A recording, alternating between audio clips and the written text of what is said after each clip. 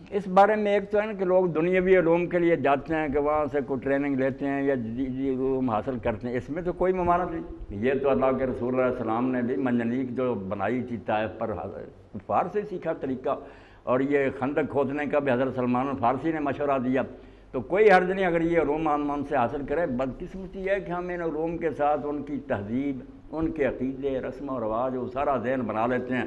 گمراہی تو یہ ہے، ورنہ یہ ظاہری علوم جو یہ سیکھنے میں کوئی حرج نہیں۔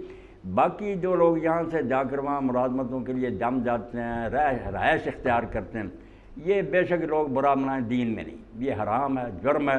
حکم تو ہے کہ لوگ وہاں سے منتقل ہوں، اسلامی حکومتوں کی طرف آئیں، اپنی اور اپنے بچوں کی تہذیب کی حفاظت کریں۔ آپ وہاں لے جاتے ہیں، جہنم میں پھینک دیتے ہیں۔ اور جب اخبارات میں پڑھتے ہیں کئی لوگ پھر جن میں کوئی رمق ہے نا غیرت کی، وہ ماں باپ بیچارے مضمون لکھتے ہیں کہ وہ کتنا منحوس دن تھا جب ہم یہاں آ گئے، اب یہ بچے بچیاں ہمارے سامنے فرینڈز لیے پھرتے ہیں، ہم روک نہیں سکتے۔ اس لیے اگر تو دین بچانا نا، تو پھر ایک عالم عرب کے نے اس نے پوری کتاب لکھی کہ اللہ تو کہتا کہ دارالکفر سے اسلام کی طرف آؤ، اور اس لیے تجارت کے لیے بھی دین میں صرف ہے کہ 1 سال تک کوئی آدمی ویزا لے کر دوسرے ملک میں رہ سکے، اس کے اندر اندر واپس لوٹے اپنے بال بچے کی طرح، اس کا ایمان بچا رہے۔ اور اگر صرف دنیا ہی مقصود ہو تو پھر ٹھیک ہے، روٹی کماتے کریں، ایمان ضائع ہوتا، بچے بگڑتے ہیں تو اللہ وارث۔